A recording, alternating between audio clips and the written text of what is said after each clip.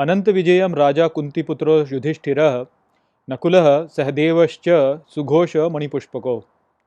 नमस्कार मित्रों। ये जो श्लोक है ये भगवत गीता के पहले अध्याय का 16वां श्लोक है और आज की वीडियो में हम इस श्लोक को गहराई से समझेंगे।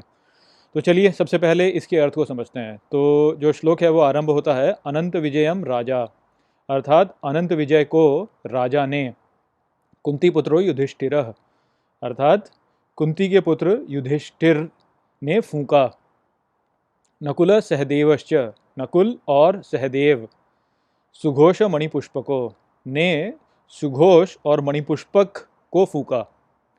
तो यहाँ पर जैसे कि आप अपने पिछले वीडियोस में भी देख रहे हैं कि यहाँ पर जो है अब जो पांडवों की सेना है वहाँ जो योद्धा हैं वो अपने अपने जो उनके शंख हैं उनमें फूंक रहे हैं।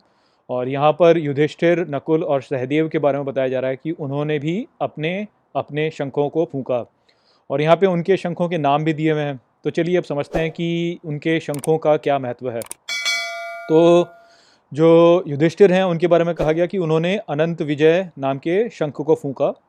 और अनंत विजय जैसे आप देख सकते हैं कि इसका जो अर्थ हो गया वो ऐसा ही है कि वो जो कि अनंत काल तक विजयी रहता है। और अनंत काल तक विजयी जो रहता है वो है धर्म, क्योंकि जो अधर्म होता है वो कुछ समय के लिए विजयी हो सकता है, परंतु जब लंबा समय बीतता है तो उस लंबे समय में जो है धर्म ही होता है जो कि विजयी रहता है। अधर्म की सदा हार होती है। तो इसीलिए अनंत विजय से यहाँ पे धर्म बताया जा रहा है।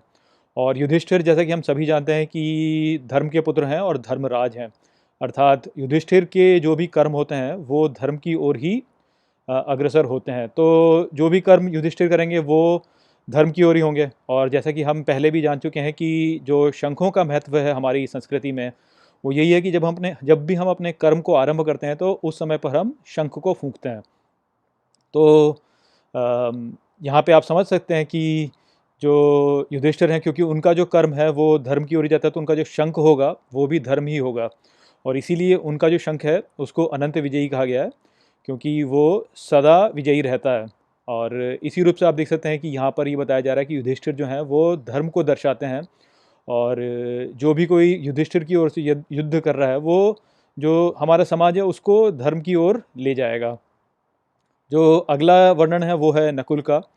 और ये कहा जा रहा है कि नकुल ने अपने शंख सुघोष को बजाया। तो यहाँ पर नकुल जो है वो हम जैसे जानते हैं कि वो सबसे सुंदर थे, पूरे सभी पांडवों में सबसे अधिक सुंदर जो थे वो नकुल थे। और नकुल का यदि आप अर्थ समझें संस्कृत में तो नकुल का अर्थ होता है जो प्रेम से भरा हुआ है। तो नकुल को उस रूप से देखा जाए तो वो हैं जो कि प्रेम से भरे हुए हैं।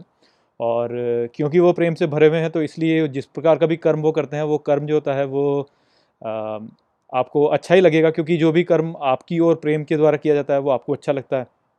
और इसीलिए उनका जो शंख है उसका नाम सुघोष है। सुघोष का अर्थ हो गया वो जो कि अच्छी घोषणा करता है, या जो ऐसी घोषणा करता है या सुनने में ऐसी ध्वनि उत्पन्न करता है जो कि आपको अच्छी लगे। तो क्योंकि वो प्रेम से भरे हुए हैं तो उनके जो कर्म है वो भी प्रेम से ही चलते हैं आगे, वो प्रेम से ही प्रेरित होते हैं। तो इसलिए उनके जो कर्म होंगे वो सबको अच्छे लगेंगे। इसीलिए उनका जो शंख है वो सुघोष है। और फिर सहदेव जो हैं, सहदेव का जो शंख है उसका नाम है मणिपुष्पक। पुष्पक जैसे कि हम सभी जानते हैं कि होता है कटोरा, जैसे पुष्पक विमान के बारे में कहा जाता था तो वो भी एक कटोरा था जो कि उड़ता था। तो पुष्पक जो होता है वो होता है कटोरा, और मणि जो होती है वो निधि होती है अर्थात खजाना। तो मणि पुष्पक उस रूप से देखा जाए तो वो कर्म हो गया जो कि जिसमें कि बहुत ही मूल्यवान कुछ है जिसको आप बहुत प्रेम करेंगे, क्योंकि उसमें बहुत मूल्यवान कोई चीज़ वस्तु है और जो मूल्यवान वस्तु होती है उससे आप प्रेम ही करते हैं।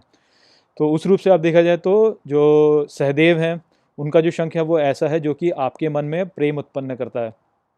और जो सहदेव हैं वो वैसे भी सबसे अधिक सबसे छोटे हैं, सबसे अनुज हैं पांडवों में, तो इसलिए सभी पांडव उनसे बहुत प्रेम करते हैं।